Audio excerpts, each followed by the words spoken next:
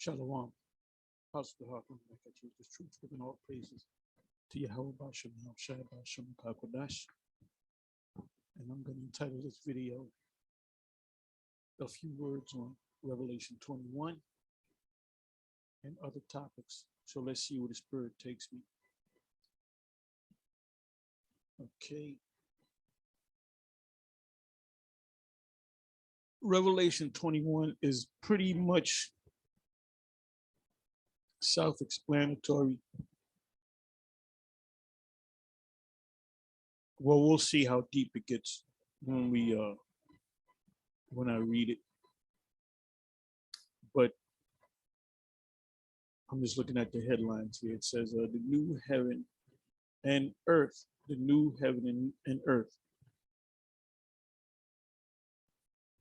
Then here, right above the 10th verse, is the new Jerusalem.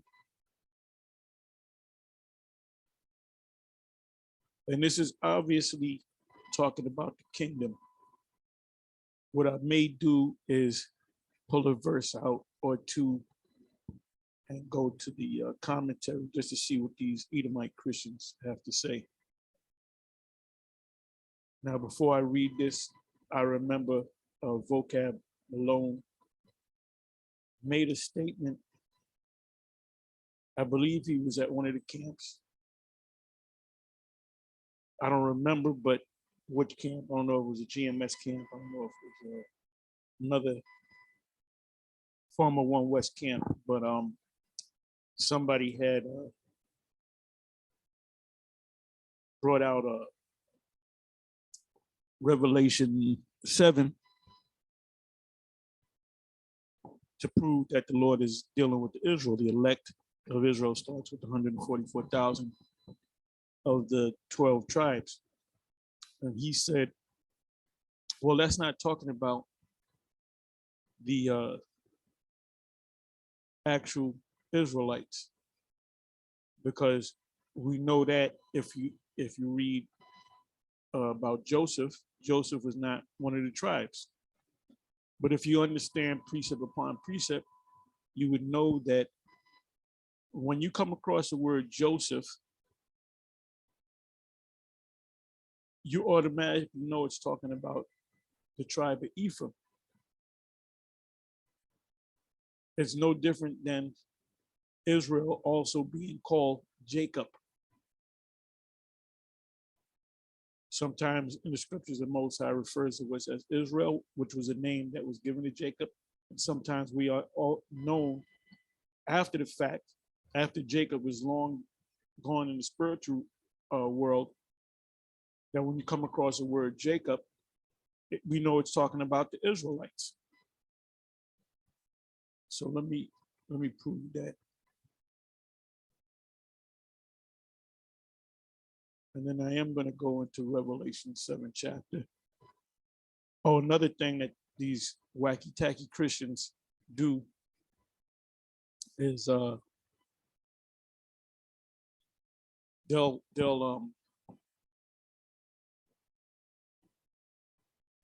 you know, like I said, anything that they see, they change up. If you go to Romans the 9th chapter, which is clear cut, it's obvious it's talking about Israel because it uses the word flesh, kinsman. And they'll say, oh no, that's talking about spiritual Israel. And you know, that's why we say what we say about them. They don't understand the scriptures and they believe that their authorities are these scriptures. So let's go to Revelation. Oh, what was I going to say? It came back to me. In Revelation 7, from the 9th verse, and I'll go to that, they'll say, some wacky tackies will say that, oh, yeah, that is 144,000. They are Israelites. But then there's a multitude behind them. Those are the other nations. Those are not the other nations. You have what we call a cabinet of Israel and Kingdom of Heaven. which is comprised of 144 members, 12,000 out of each tribe. And then you have the multitude behind them, which are other Israelites, which are members of the various tribes. Because you got to understand, we're scattered throughout the whole planet, and ultimately, all Israel's going to come under one banner, so to speak, in the kingdom of heaven. Now, when you go back to Revelation 21, it describes the kingdom of heaven. And then in the 12th verse, it mentions Israel, a wall great and high, and the names of the 12 tribes of Israel. They ain't talking about the body of believers. They ain't talking about no Edomites. The part that you're going to play, every last one of you, I don't give a damn what Elder Ricard got to say, or the GOCC, of Gawk, as Elder Benatazak uses that term, Gawk. I don't care what they say. The only people that's going to be on top are the Israelites. Now I'll say this. We're not going to spend our day just beating the shit out of Edomites and the other nations. We're going to be working them. All you got to do, for you to understand the part that you're going to play in the kingdom, I'm talking about Esau, Edom. The other nations are not going to catch it like you Edomites. You're going to catch a bad one. Emphasis on bad. It's not going to end good for you guys. All you got to do, get your mind ready, and watch movies like the series Roots, and just change the faces around. Change the faces. Mandingo, Drum, 12 Years a Slave, A Birth of a Nation, just to name a few. And Jake, they get up when the slave movie come out. I'm telling you, you want to make money, make a slave movie about Jake being in slavery. You're gonna make money, because Esau is gonna come and watch it, and Jake is gonna come and watch it. I remember, what grade was I in? 9th grade, maybe, I believe. When Roots came out and everybody was watching it, man. Nobody was on the street. Everybody was watching Roots. Every week there was a new episode. And I remember the beginning, you didn't get so mad, but then the part where they came to America, they put on auction blocks, and I remember going to school, and Jake, we wasn't saying nothing to Edomites. We were looking at the teachers sideways, and they were nervous. That's that separation. So there ain't gonna be no goddamn 5 Edomites that's gonna deny their father and choose Christ with the head shaking. That's what this clown does. Anyway, let me go to Revelation 7, which we all should know. Revelation 7.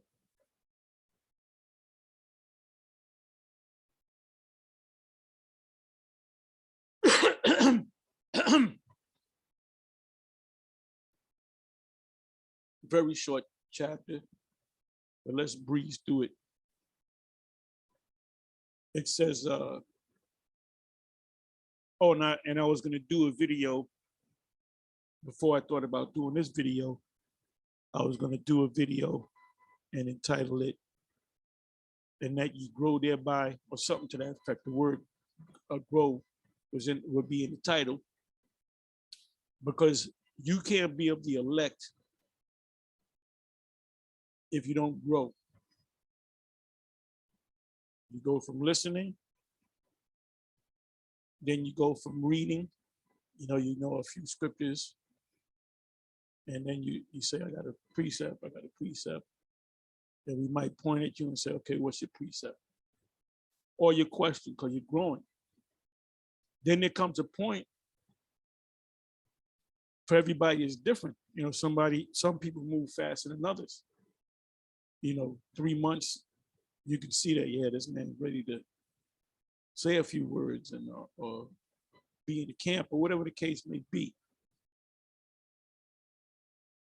Or yeah, if he's in the camp, if he's a reader, and as you're speaking, the job of the reader is to bring out those precepts, precept upon precept, because this man's just speaking, he's talking. So it's you. I remember when I used to read. I remember Shaw. Every 2 words he said, I said I got a precept. Say another 5 where I got a precept, and then he might keep talking. Then he said, "Yeah, bring out your precept," because your focus is on reading. You know, in the Knights Templars, during the time of the Knights, you had a squire. You had a squire which had weapons to give to the knight, and the squire knew what weapon the knight used based upon the situation. So that's what a reader, being a reader is an important job in this work. And then you go from reading, you know, you can tell by this guy bringing up this precept, bringing up that precept, and the way he reads it, yeah, this man's ready to go to the next level. Then he becomes a speaker. And then down the line, you know, there's too many people in the camp. We got to split the camp up. And he might be a leader of a camp. All these individuals that can't watch the GMS videos, and for that matter, the IUIC videos, ISUBK, I'm not going to go through the whole list, the alphabet list, but they all pretty much came in the same way. You listen, you became more intrigued when they notice you. You know, you notice people in the crowd. Then you kind of come in. You might say, "Can I join your camp? Join this camp." Like I said, you start as a reader, then you become a speaker, then you become a more advanced, a more, what's the term? Let's say a better speaker. You know, you can go an hour. But these individuals that came into the fold, we never met these guys. We met some of them through the years, but the majority of these brothers that are into GMS, we never met them. I mean, well, there was a couple of times where over 100, easily over 100 brothers came from different states, and they lined up and we shook their hands and said shalom to them, because you can't talk to everybody. But there were certain brothers that came to the house. But now what I learned was, which the scriptures already told me, you can't let everybody in your house, because a lot of those brothers that came to my house and went to the other apostles' house, because we used to put them up, a lot of those guys fell off and then they became enemies. That goes to cast not thy pearls before swine, need to give that which is holy unto the dogs. That's a commandment right there. So if you feel this man's not going to get it, his spirit ain't right, you try to get him to walk on down the street. Anyway, let's read this. Revelation 7, verse 1. And after these things, I saw an angel standing on the 4 corners of the earth, holding the 4 winds of the earth,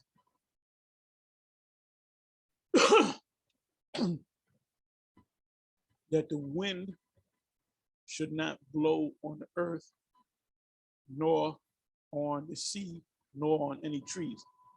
That wind was even the Apostle Gabar should notice. Even the Apostle Gabar had mentioned that about that wind. Let me do this, and please forgive me. I should know this precept by heart.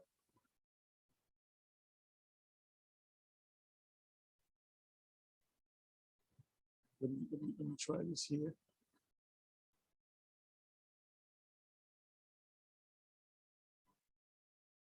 If I had the actual phrase, I would get it. No big deal. 1 minute. 1 minute.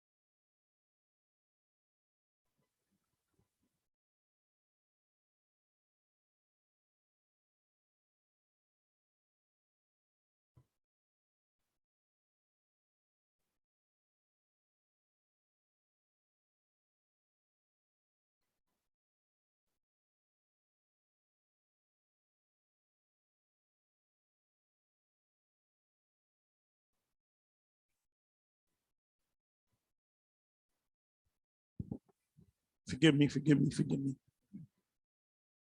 Anyway, let me see if I can look for this. Boy. Like I said, if I had the wording, I would get it.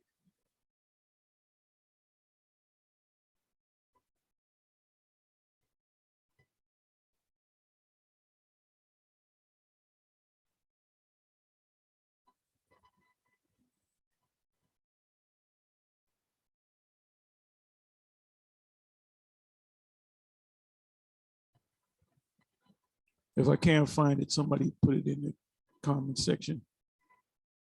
Okay, I did find it. Destroying wind.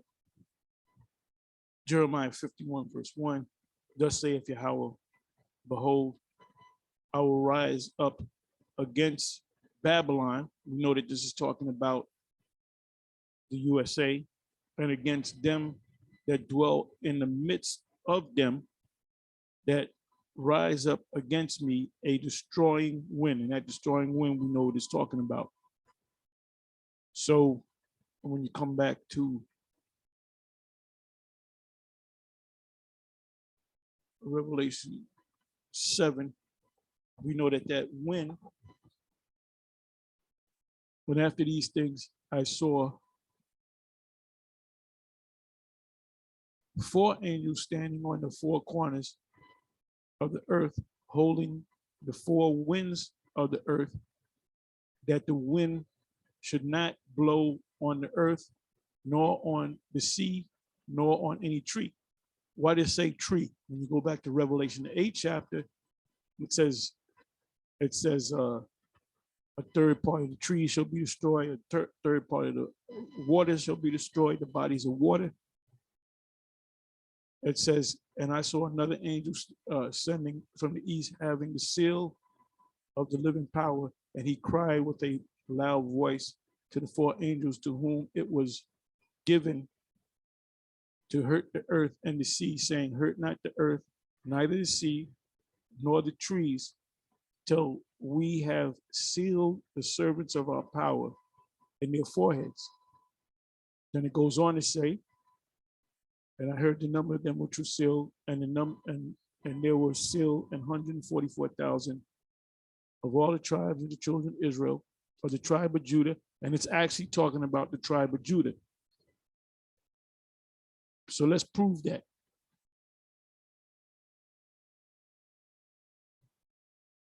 Tribe of Judah.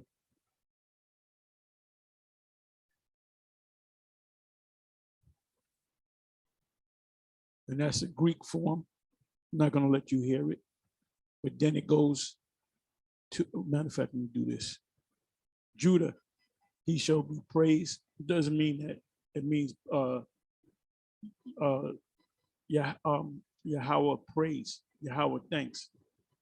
The fourth son of the patriarch Jacob, the tribe that were the offsprings of Judah, the region occupied by the tribe.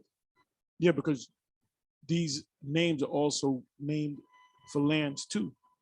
Like the Edom, when you go to Amos 9, you start from 11th, 12th verse, it speaks about the remnant of Edom is talking about the land. So sometimes it's talking about the land. A city of the tribe of Judah, conjectured to be Hebron. Okay, and the native place of John the Baptist according to Jewish tradition, meaning history.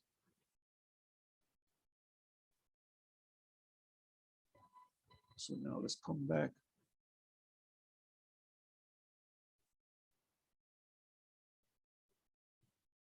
So I just want to get to the point. I don't want to stay in this long. And it says 144,000. Okay, right here, the 8th verse. Of the tribe of Zebulun was sealed 12,000. Of the tribe of Joseph was sealed 12,000. Of the tribe of Benjamin was sealed 12,000. So let's look up the word Joseph.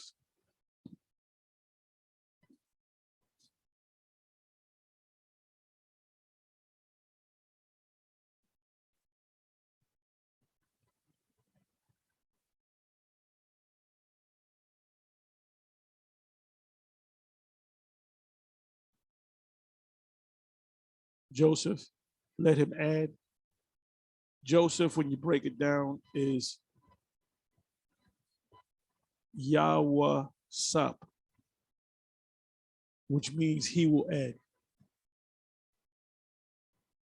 So they were right. Loosely translated, let him add. Actually, the Yah and Yahweh Sap is he will add. The patriarch, the 11th son of Jacob, the son of Jonan and Jonem, one of the ancestors of the Messiah, the son of Judah, all right? But Joseph, being the tribe, is the 11th son of Jacob, all right? So now when we come back over here,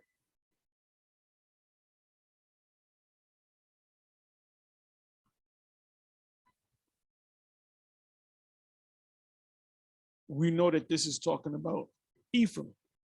Of the tribe of Ephraim was sealed 12,000. Because where's Manasseh at? Manasseh should be up in here too. We do it this way.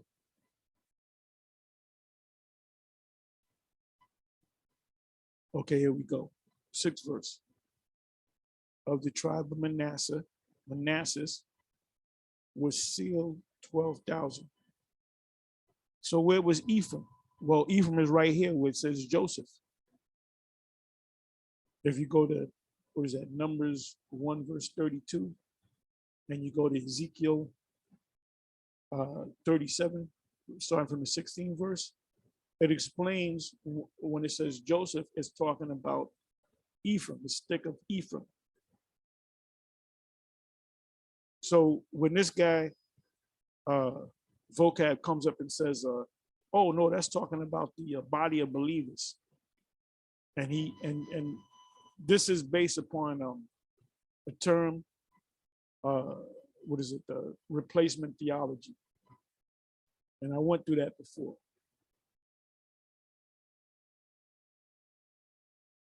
Replacement. Let's hope I can spell it. Replace.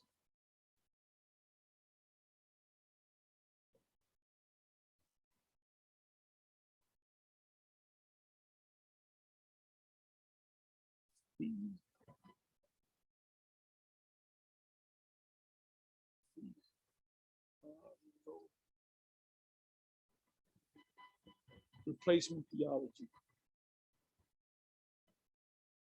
And see, you got to learn this so you can know, in order to fight the enemy, you got to know his weapons. If I can just get to my weapons, inside joke. Oh, let me try this one. What is replacement theology?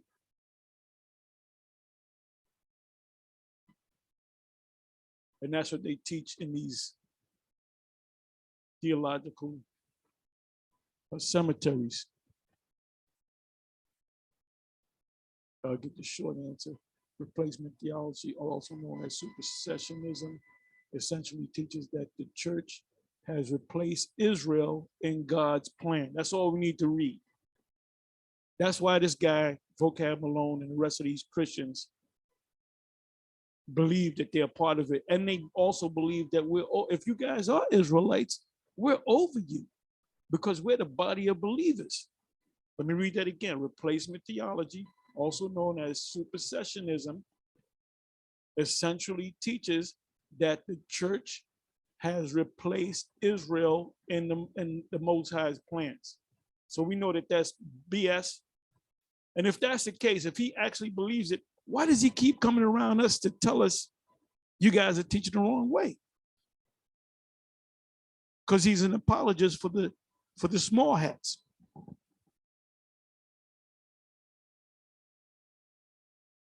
So they cover their behinds. Let me go here.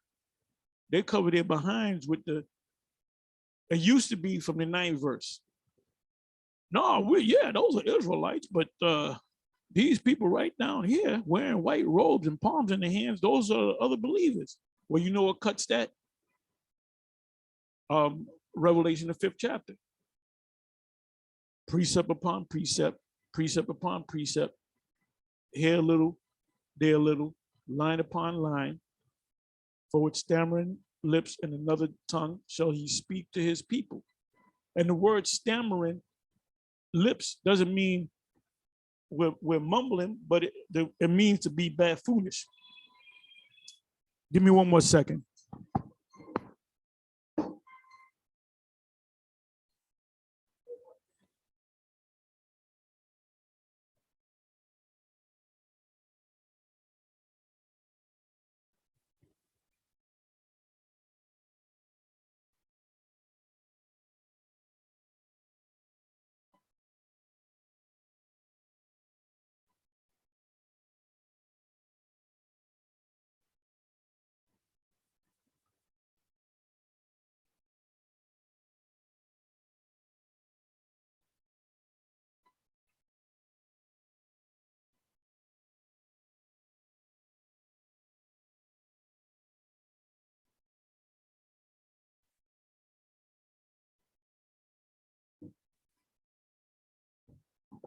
So, excuse me.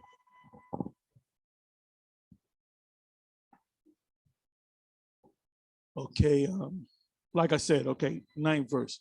After this, I beheld, and lo, a great multitude, which no man could number, of all nations and kindreds and peoples and tongues, stood before the throne and before the Lamb, clothed with white robes and palms in their hands. So they'll say, oh, that's talking about the other nations, because it said nations and tongues and people. Well, guess what? Israel is scattered throughout the nations. So let me go back.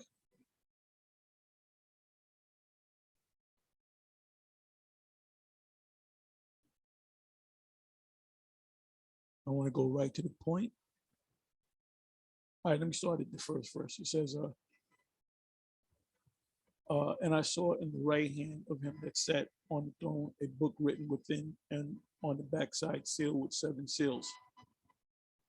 And I saw a strong angel proclaiming with a loud voice, who is worthy to open the book and to loose those seals thereof, the seals thereof. And no man in heaven nor on earth, neither under the earth, was able to open the book, neither to look thereon. And I, John, and I wept much because no man was found worthy to open and to read. Well, you know what? If Alazar was there, he would have opened the book. Him and Deacon the car. They would they would have cracked it open. You know? It says, and to read the book, neither to look thereon. And one of the elders saith unto me, weep not, behold, the Lion of the tribe of Judah, the root of David. What does the word root mean? This is basic information for y'all out here. So it's like kind of like reviewing. This is more for you newer people and for you brothers that know, just to get, you got to keep reviewing this. You got to keep reading these precepts over and over again. So let's deal with the word root. So if a wacky tacky Christian roll up on you saying, no, this is a virgin birth. Like if you say immaculate conception, they'll say, oh no, immaculate conception is when Mary was born. The virgin birth is when the Lord was born. And the virgin birth, Joseph wasn't the father. Because they don't understand the scriptures. They said the root of David, right? Or I was going through word search. The phrase was son of David. And I went to the New Testament, and every time I saw the son of David, the phrase son of David, I said that was an Israelite. They were blind men. Oh, son of David. The demons, they call him, oh, son of David. I believe the woman was a Greek in Mark. The Canaanite woman, Syrophoenician woman. She said, son of David.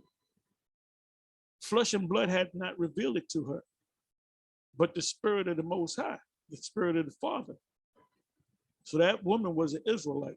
Else the Lord, why would the Lord heal a heathen?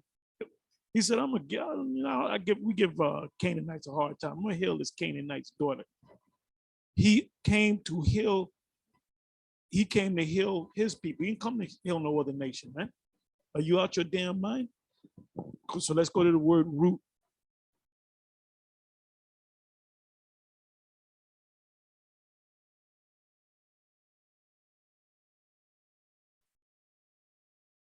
A root, that which like a root springs, that which like a root springs from a root, a sprout, a shoot, metaphorically, offspring, progeny.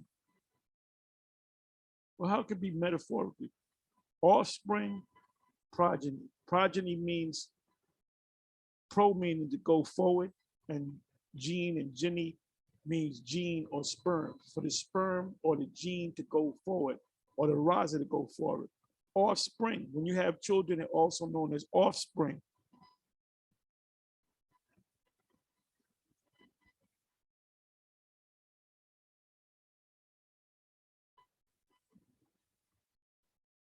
So I'm looking at the word root.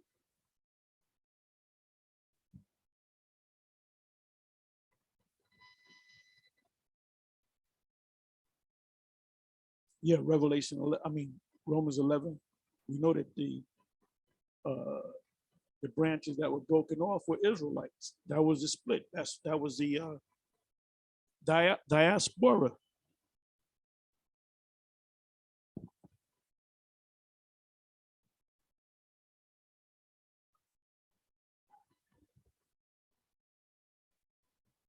Here it is again, Revelation 22, verse 16. I, Yahushua, have sent my angel to testify unto you these things in the churches. I am the root. This is him talking. I am the root and the offspring of David and the bright and morning star. Bright and morning star means Lucifer. Old day star.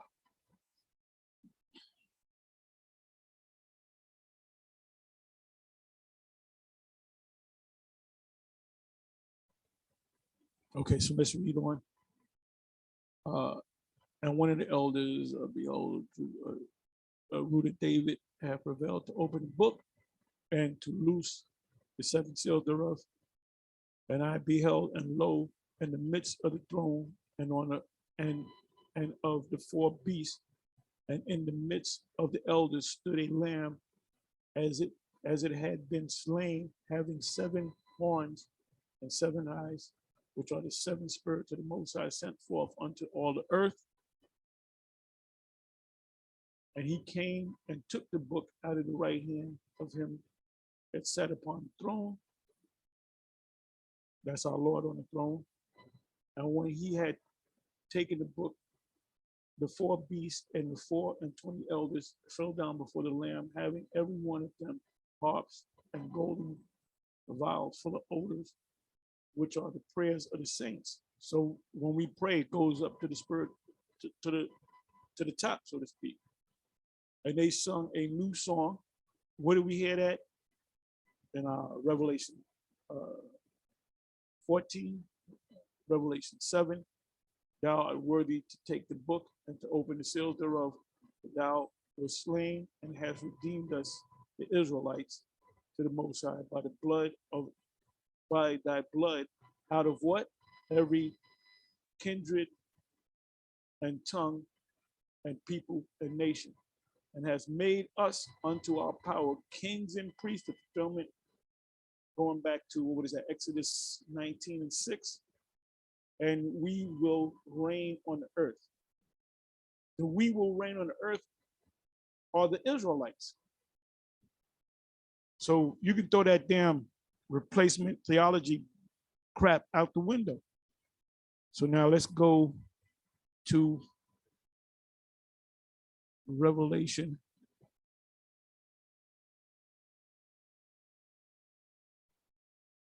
21.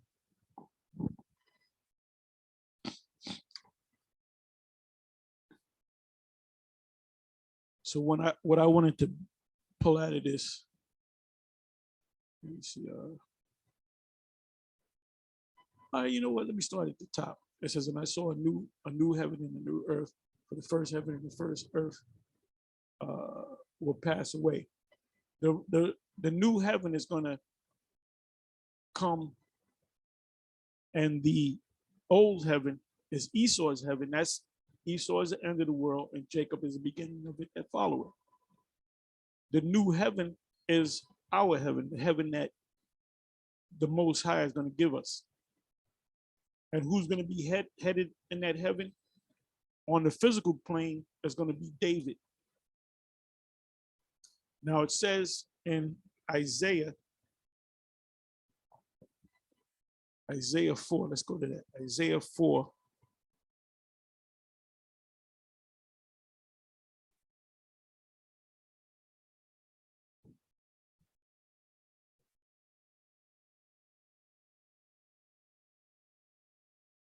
Isaiah 4:1. "And in that day, 7 women shall take hold of one man, saying, we will eat our own bread, and we're on it." We already know what this is all about. And this is right before the kingdom and going into the kingdom. And 7 means completion. "And that day shall the branch," okay, it says, "take away our reproach," meaning they got to have a name and they got to have children. And the Most High is going to bless them women to have children. The scriptures also say, she shall be saved in childbearing. Now, there was a video that was put up a couple of weeks ago, 3 weeks ago. It was Al-Azhar. He had Hassad read. It was either Luke 21. I believe it was Luke 21. I could be wrong, but it was dealing with woe to them that give suck in those days. That's in Matthew 24 and in Luke 21. Woe to them, pray that your flight be not in winter, and woe to them that give suck in those days. And he said, this is not the time to have children, and not too many words. So I went on the comment board and I said, that's talking about 70 AD. And Hassad read the comment, and he passed it on to Al-Azhar, and Al-Azhar kind of heard it, acknowledged it, but he didn't break it down. He just kept going into his lesson, which he was wrong off, and he was wrong on.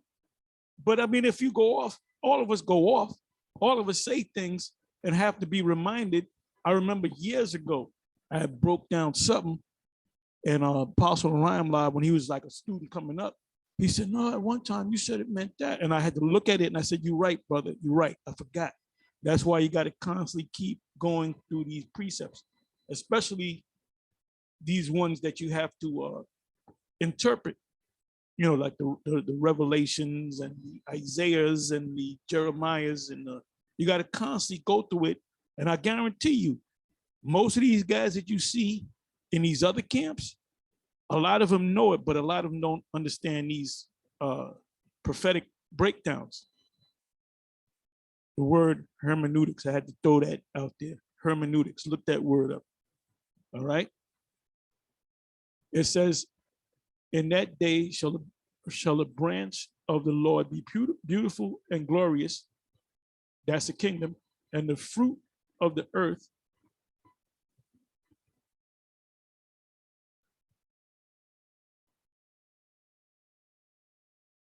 and the fruit of the earth shall be excellent and comely for them that are escaped. The righteous shall scarcely make it. Escape to Israel. Who's going to be the escape to Israel? The elect, which include women and children. And it shall come to pass that he that is left in Zion and he that remaineth in Jerusalem shall be called holy, even everyone that is written among the living in Jerusalem. It speaks about the Lamb's book of life. Not all Israel is written in the Lamb's book of life, only the elect. But ultimately, the rest of Israel is going to make it as well. They're going to come back to us. 4th verse. When Yahweh shall have washed away the filth, the sins of the daughters of Zion. Daughters of Zion is talking about Israelite men and women and children. And shall have purged the blood of Jerusalem. Jerusalem is a people before it's a place. From the midst thereof by the spirit of judgment. And that's also talking about that land of the small hats that is going to be destroyed, but it's going to be built back up. And by the spirit of burning on a physical level and on a spiritual level. When you purify silver and gold, you have to put it through the fire. And Yahweh will create upon every dwelling place of Mount Zion. Zion is a Hebrew word to Zion, which means monument. When you look at that thing, you remember.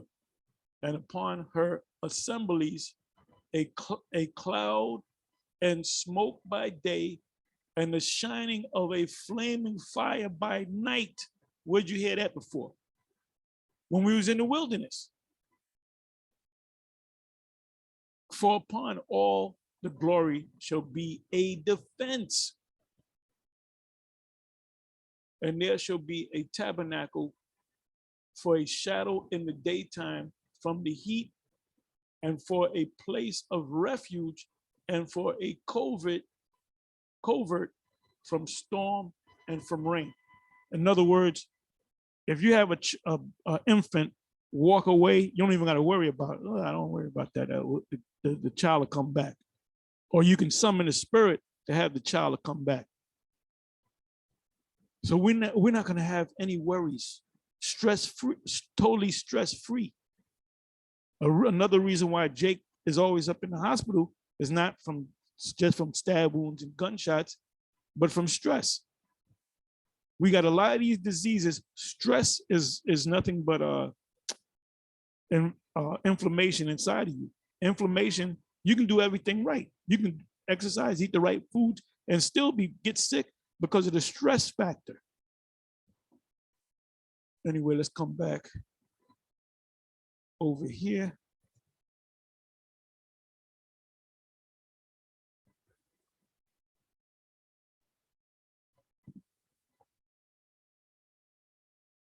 Revelation 21.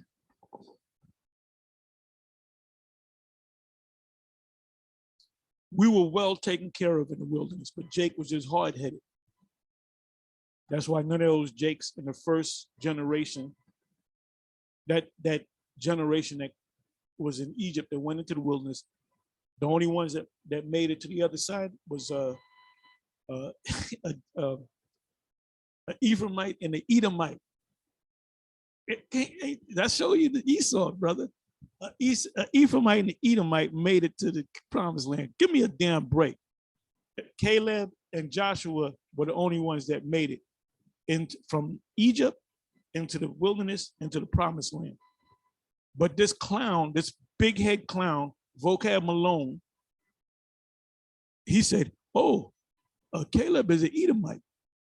That's when we first encountered this guy back in 2016. And I had to do a video showing. I said, man, you don't know what the hell you're talking about, man. Your gospel, your teachings are weak.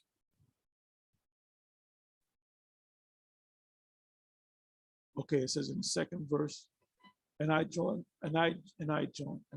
saw the holy city, New Jerusalem. Jerusalem is a people before it's a place, coming down from the Most High out of heaven, prepared as a bride adorned for her husband. Now, what that represent was we're going to be beamed up into the chariots.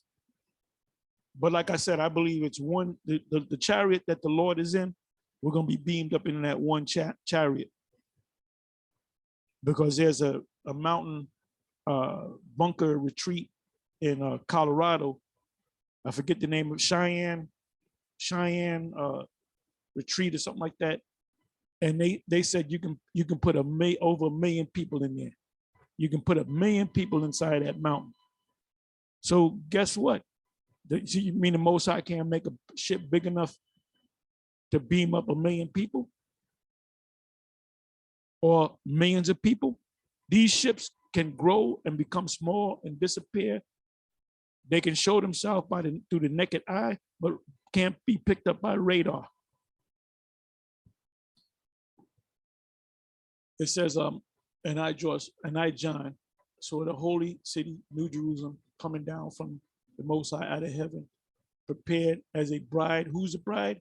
The elect of Israel, the 1/3 of Israel, adorned for her husband. Her husband is Yahweh Shai.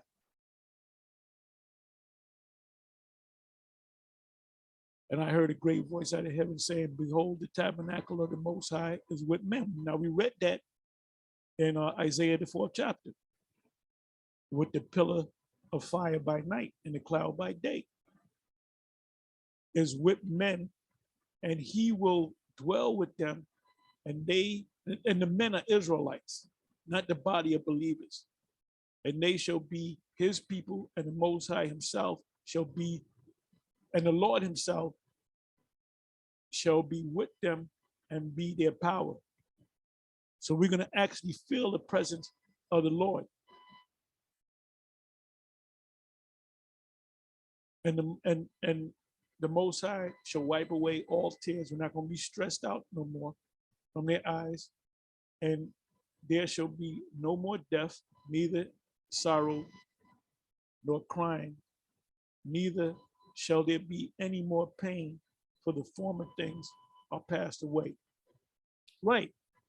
Esau, he's gonna be passed away. He's gonna pass away literally. And he sat upon the throne. And he that sat upon the throne said, behold, I make all things new. And what does it mean I make all things new? You can take an old beat up car, like a 65 Ford, Ford Mustang, in a garage, some old Edomite geezer guy in the garage. He dropped dead. His wife is still living. They do shows on that, and they get the car, and you know what they do? They can spend $100,000 to restore that car. So that car was old and torn up and rusted, and they make it new. You can renew something. You can renew something. Let me see let me go into the word new.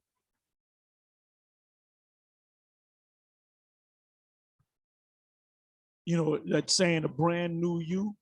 It's the same you, but it's renewed. This is not hard, man. This is very simple. Okay, new.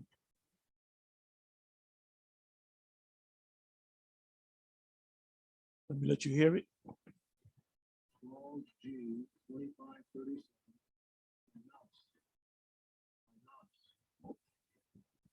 New as respects form, recently made, fresh, recent, unused, unknown. As respects a substance of a new kind, unprecedented, novel, uncommon, unheard of. And fresh also means you can refresh up. So new means to be renewed.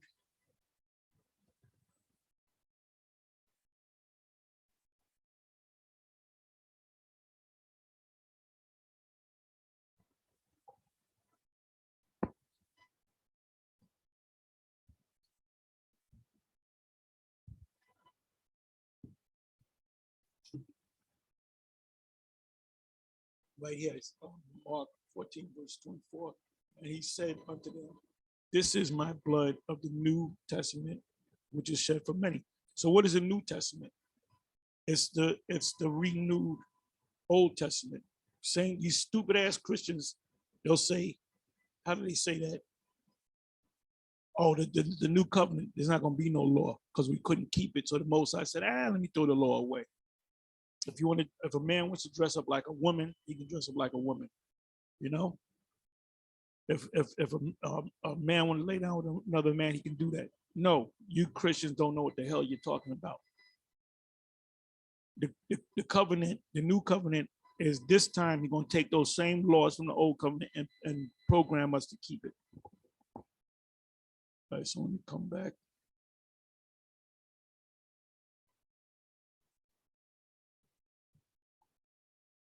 Okay, where are we at?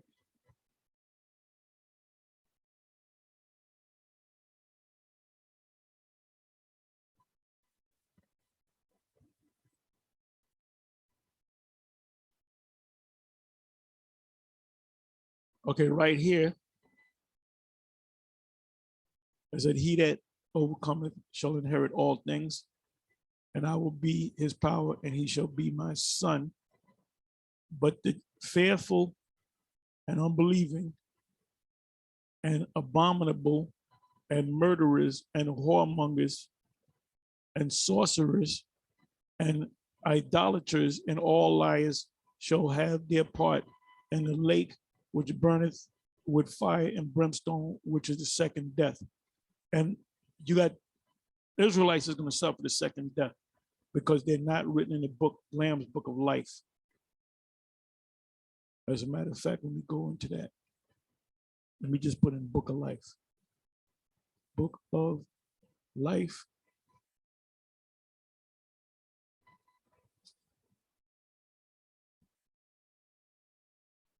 Book of life.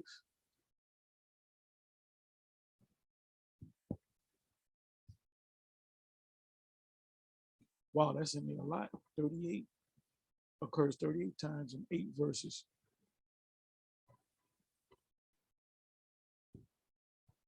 Philippians 4, verse 3, I'll read the last line. With Clement also and with other my fellow laborers whose names are in the book of life. Oh, it says, let me start from the top of 3. And I entreat thee also, true yoke fella, help those women which labor with me in the gospel with Clement. And I believe Clement is a Greek or Latin name. He didn't see, the Apostle Paul never told the Israelites that when the Gentile state of mind, oh, you got to change your name. Those are cool names. So we're going to read in the Bible and we're going to give you hillbilly Hebrew names. That's what Nate is giving his people. Hillbilly Hebrew names. Zeke, and Jethro.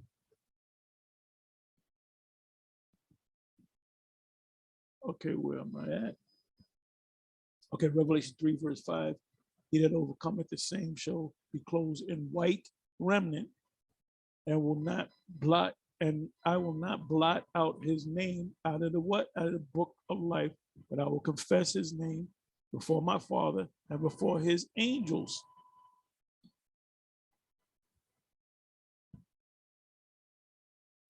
Revelation 13 and 8.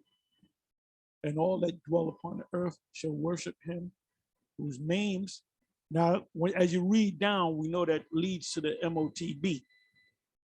All right. And all that dwell upon the earth, the whole earth, oikomene. Well, let me look at that. Let me go to that.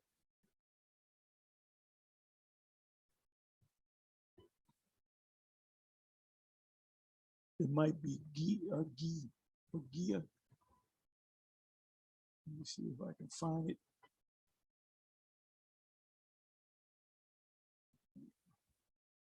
Okay, yeah, it's Gi.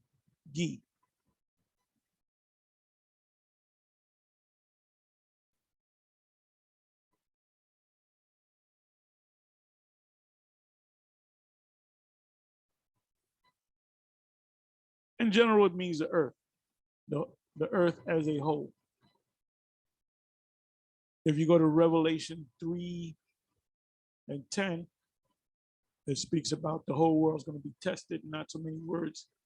And when you look up that word, when you click on that word world, the word is oikomene, meaning the whole planet. Everybody on the planet. Okay, it says, and all that dwell upon the earth shall worship him whose names are not written in the book of life. So if you go ahead and take it, you know, if you're part of a camp and the camp leader says, go ahead and take it. If he's telling you to take the jump shot, he's not gonna have no problem with you taking the actual MOTB, the Karadma. And the reason why they're gonna listen to him because they're not found written in the book of life, and these are Israelites.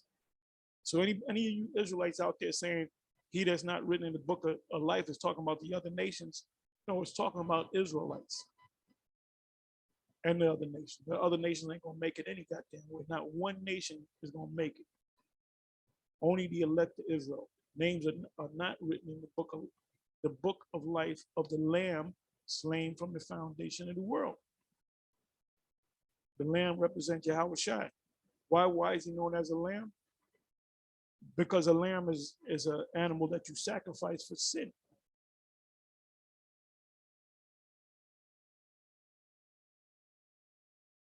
Let's come back.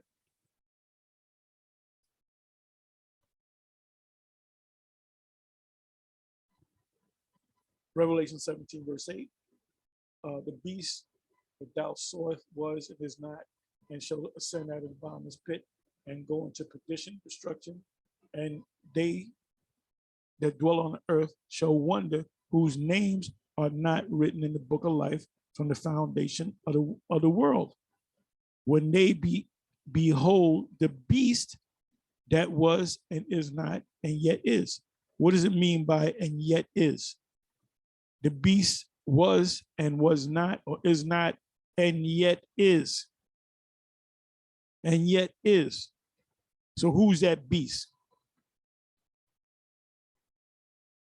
See, most of these camps, they couldn't give you the right answer.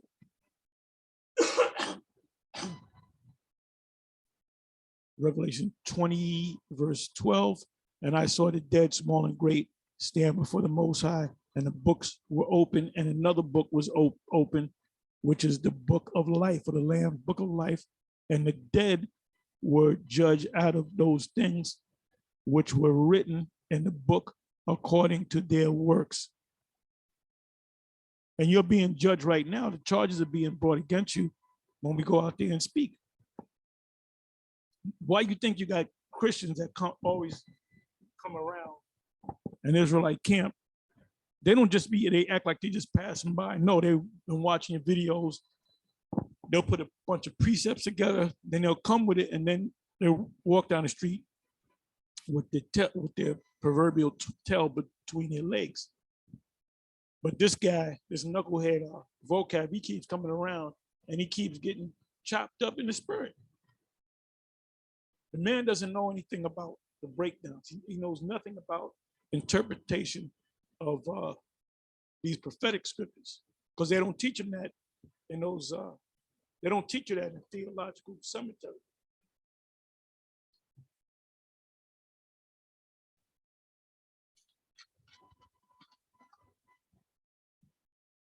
And there shall in no wise enter into it anything that defileth, neither whatsoever worketh abomination. You Edomites are abominable, or maketh a lie, but they which are written in the Lamb's book of life. Revelation 22, verse 19. And if any man shall take away from the words of the book of this prophecy, and a lot of you Israelites are guilty of that, the Most High shall take away his part out of the book of life, and out of the holy city, and from the things which are written in this book.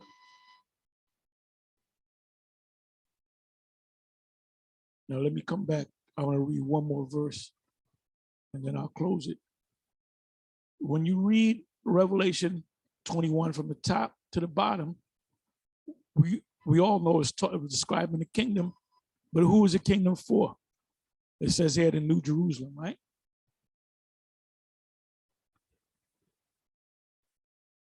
I'll go right to the point. 12 verse, and I'm gonna close.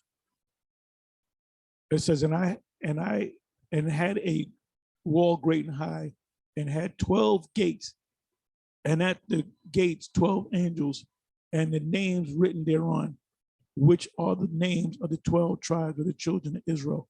And with that, I'm gonna say, Shalom.